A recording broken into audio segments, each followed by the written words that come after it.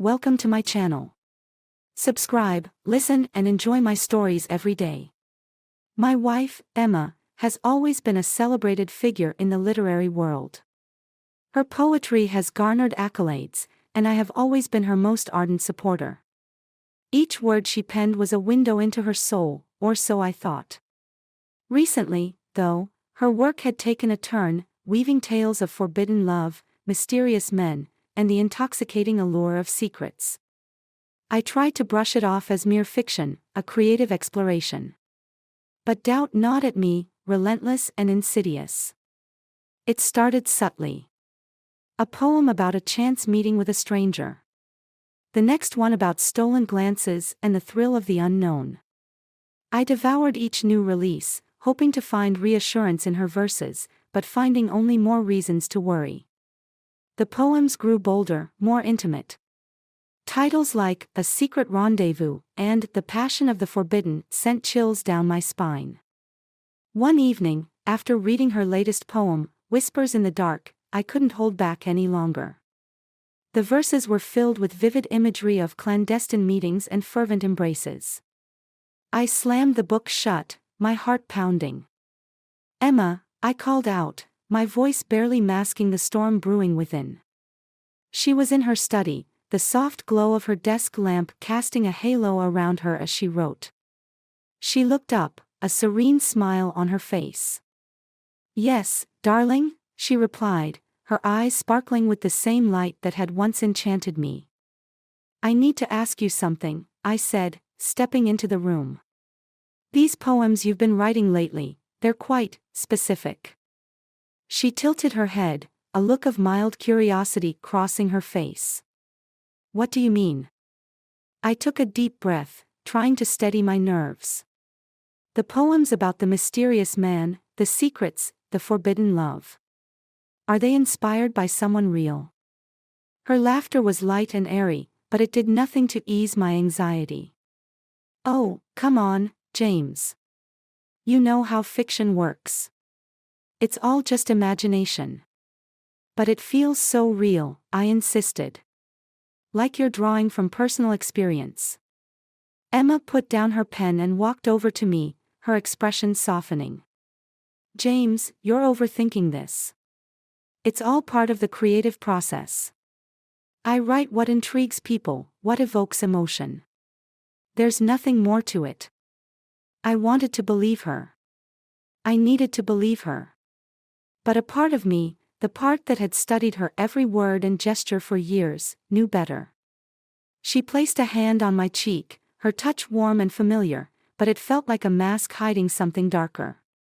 "Trust me," she whispered, her eyes searching mine. I nodded, though my heart remained unconvinced. "Okay," I said, forcing a smile. "Maybe I'm just being paranoid." She kissed me softly, a gesture meant to reassure, but it only deepened my unease. As she returned to her desk, I left the room, feeling the weight of her words and the uncertainty they carried. Days turned into weeks, and my suspicions festered.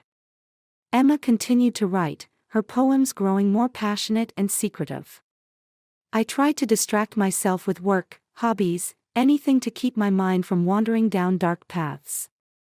But the more I tried to ignore it, the more the doubt consumed me. One night, unable to sleep, I decided to attend a writers' forum that Emma had mentioned she would be attending. It was an informal gathering of literary minds, a place where authors could share their work and discuss their craft. Emma had always enjoyed these events, and I hoped to find some solace in seeing her in her element. The venue was a cozy cafe, its walls adorned with framed book covers and literary quotes. I spotted Emma immediately, her auburn hair and radiant smile unmistakable in the dim light. She was engrossed in conversation with a group of writers, her laughter ringing out occasionally. I lingered near the entrance, not wanting to intrude but needing to observe. As the night wore on, I noticed a man approaching Emma. He was tall, with silver hair and a commanding presence. My heart skipped a beat as I recognized him, Oliver Thorne, my favorite fantasy writer. His books about elves and dwarves had been my escape during my youth, a world I had cherished. I watched as Emma and Oliver exchanged a warm embrace, their familiarity unsettling. They spoke in hushed tones, their heads close together. My mind raced, piecing together the fragments of doubt and suspicion.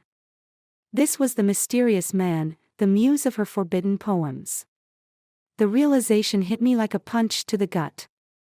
As the evening drew to a close, I saw them slip out through a side door.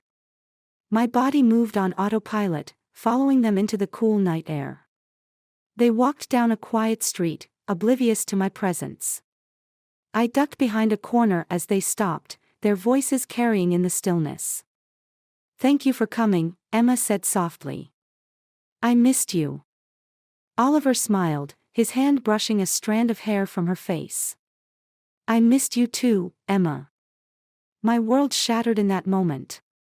The woman I had loved and trusted was betraying me with the very man who had shaped my imagination. I felt like a child, deceived and powerless. Fury bubbled within me, a primal urge for revenge taking hold. I would not confront them now, not here. But I would make them pay. I would ruin her life, the life of my unfaithful wife. And Oliver Thorne would not be spared either. As I turned to leave, my mind was already plotting my next move. This was just the beginning. The poet's betrayal would not go unanswered. My mind is a storm of rage and betrayal as I drive home. The image of Emma and Oliver burned into my thoughts. The revelation of her infidelity gnaws at me, a wound that deepens with each passing second. I need to confront her, to hear her lies crumble under the weight of my knowledge.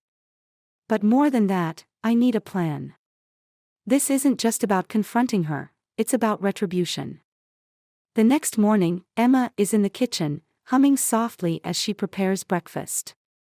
I steel myself, my heart pounding in my chest as I approach her. She looks up, her eyes lighting up with the same warmth that once brought me comfort but now feels like a mockery. "Morning, James," she says, smiling. "I made your favorite, pancakes with blueberries." I force a smile, the bitterness almost choking me. "Thanks, Emma. Can we talk for a minute?" Her smile falters slightly, but she nods, leading us to the table. As we sit, I take a deep breath, choosing my words carefully. "Last night," I went to the writers' forum." Emma's eyes widen, a flicker of fear crossing her face before she masks it with a casual shrug. "Oh. You should have told me. I would have introduced you to some friends." "Like Oliver Thorne?" I ask, my voice low and dangerous. She freezes, her face paling. "What are you talking about?" "I saw you, Emma. I saw you with him. I heard everything." The silence stretches, heavy and suffocating. Finally, she sighs, her shoulders slumping in defeat. "James, it's not what you think. Oliver and I, we have a connection, but it's not." "Not what?" I snap. "Not betrayal. Not infidelity. Don't lie to me, Emma." Tears well in her eyes, and for a moment, I almost feel a pang of sympathy. "Almost. James, I'm sorry. I never meant to hurt you. It just happened. But it's over now." I shake my head, the anger rising again. "No, it's not over. Not by a long shot." I leave the table, the breakfast untouched. I need space to think, to plan my next move. As I walk out the door, Emma's sobs echo behind me, but I don't look back. I head to my friend Mark's place. We've known each other since college, and he's always been the level-headed one, the strategist. If anyone can help me figure out what to do, it's him. Mark opens the door, his usual grin fading when he sees my expression. "James, what's wrong? Can we talk?" I ask, my voice barely above a whisper. He nods, ushering me inside. We settle into his living room, and I recount everything: the poems, the forum, the confrontation. Damn, Mark mutters when I finish. That's rough, man. But you can't just let this eat you up. You need to think clearly. I know, I reply, running a hand through my hair. But I can't just let it go. I need to do something. Mark leans back, his eyes narrowing in thought. All right. Let's think this through. You want revenge, right? But it has to be smart. You can't just go off the rails and ruin your own life in the process. Exactly, I say, feeling a glimmer of hope. But what do I do? Mark taps his fingers on the armrest, a slow smile spreading across his face. First, we need information. We need to know everything about their relationship, how long it's been going on, and what we can use against them. I nod, the plan starting to take shape. And how do we get that information? Emma's phone, Mark suggests. If you can get access to her messages, emails, anything that can give us leverage, we can use it. All right, I agree, the determination hardening within me. I'll do it. That night, I wait until Emma is asleep before slipping into the bedroom. Her phone is on the nightstand, and I carefully pick it up, trying not to wake her. My heart pounds as I unlock it using the code I've seen her use countless times. I scroll through her messages, my eyes scanning for anything incriminating.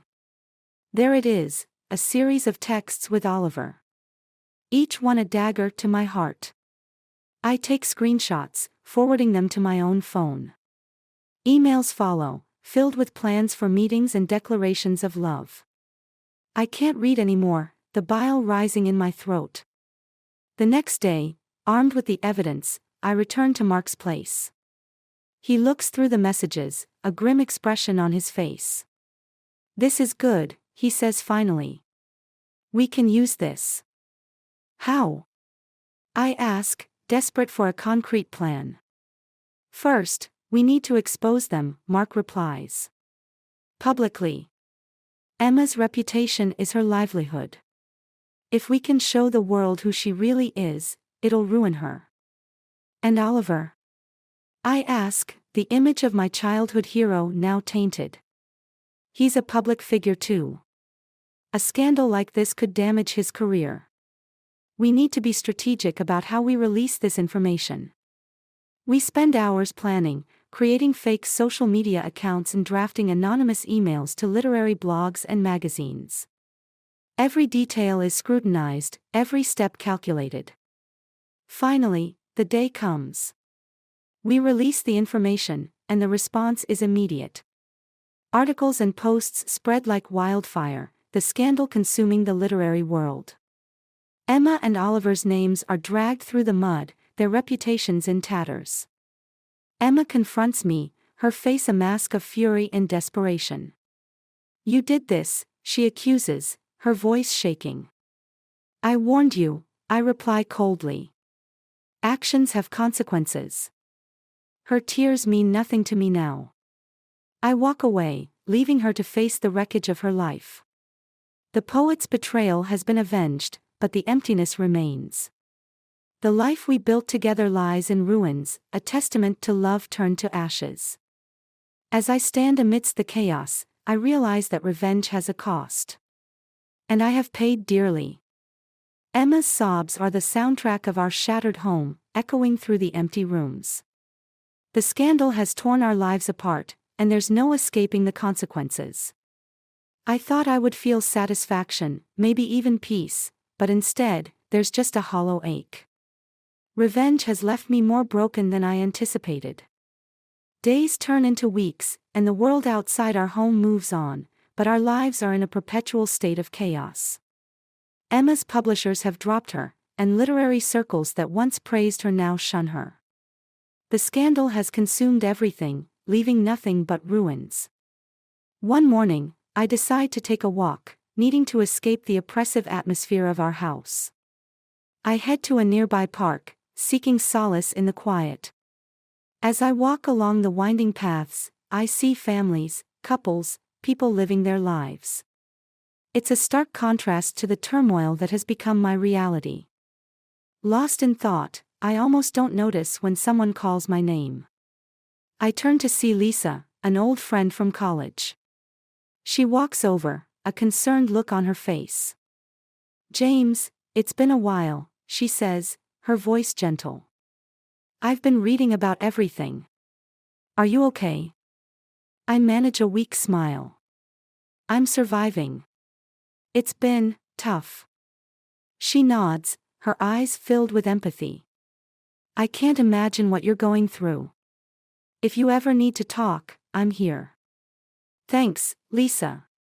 "I appreciate that," I say, feeling a flicker of warmth in her kindness.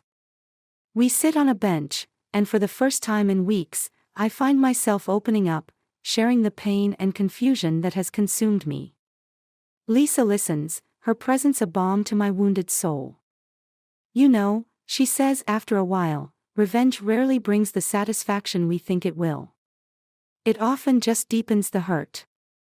"I thought it would make me feel better," I admit. "But now, I just feel lost." She places a hand on my arm, her touch comforting. "Maybe it's time to focus on healing, James. For yourself." Her words linger with me long after our conversation ends. As I walk home, I realize that I need to find a way to move forward, to rebuild my life from the wreckage. But how? When I return, the house is eerily quiet. Emma is in the living room, staring blankly at the TV.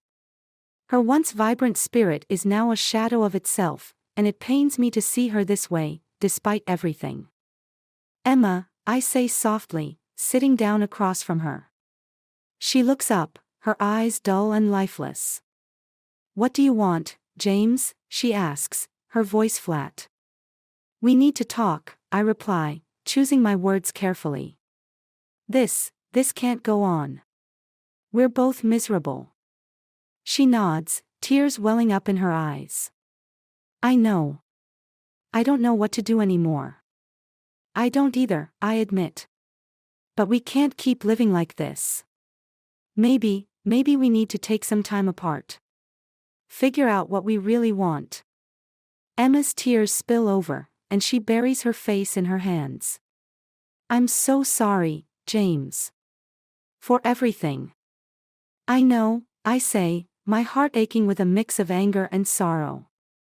"But sorry isn't enough. We need to find a way to heal, and right now, I don't think we can do that together."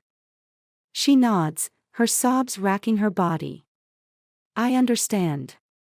We sit in silence, the weight of our decision settling over us. The next few days are a blur as we make arrangements for a separation.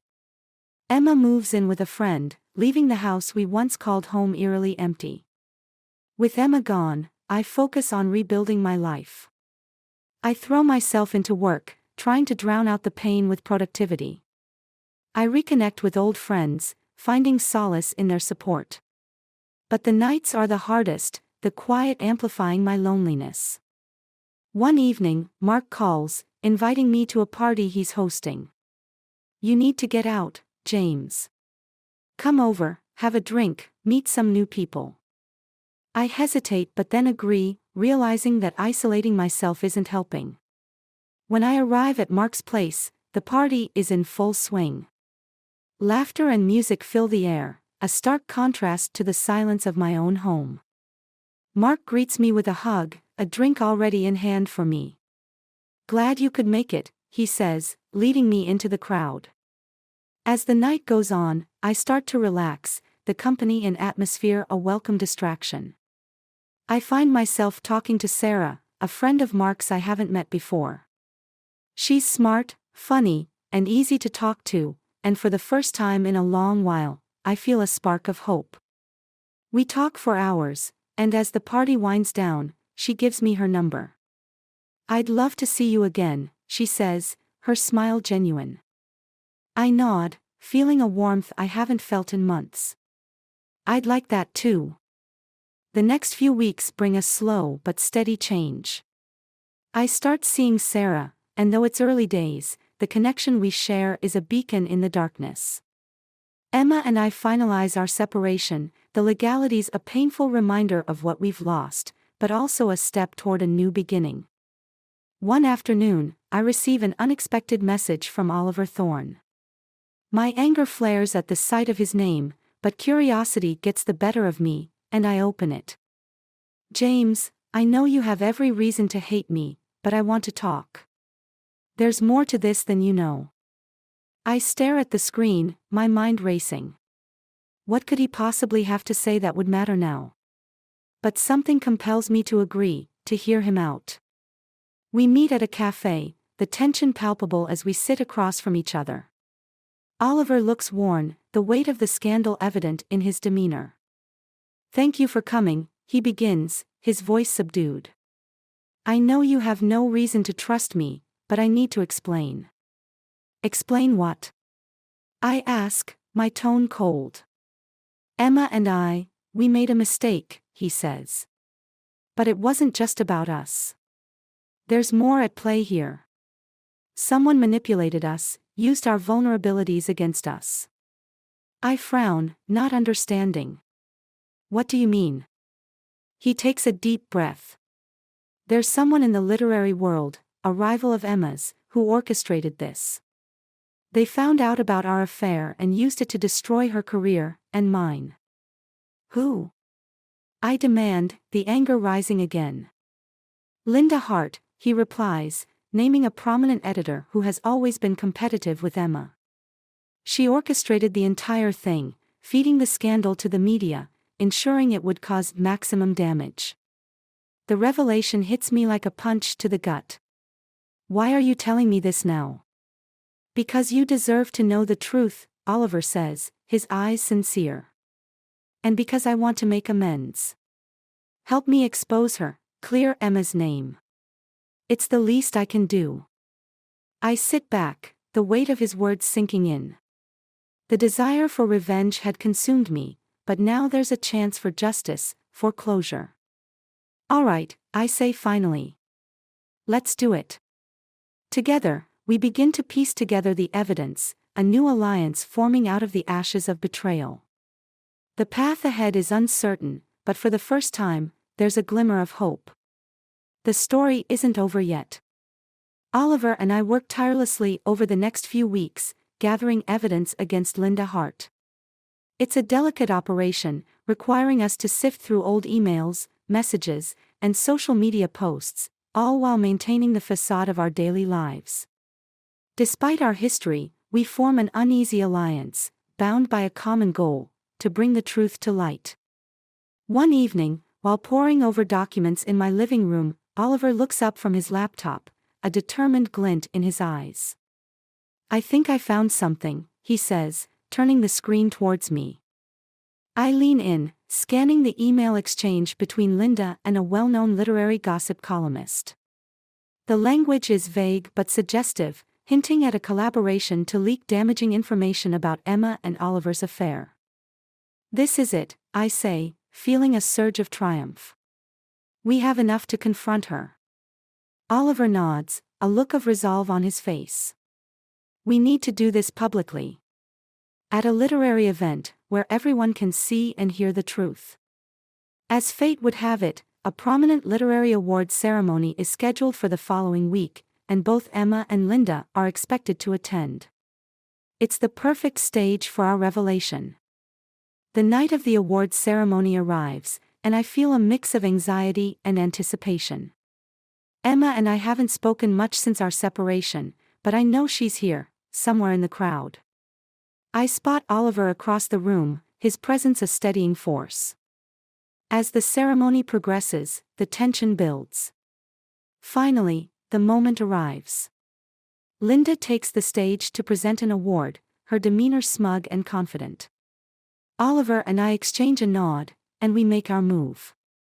Oliver steps up to the microphone, his voice steady but loud enough to command the room's attention.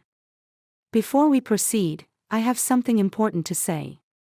A murmur ripples through the audience, and Linda's smile falters. Oliver continues, his gaze fixed on Linda. Many of you know about the scandal that recently rocked the literary world.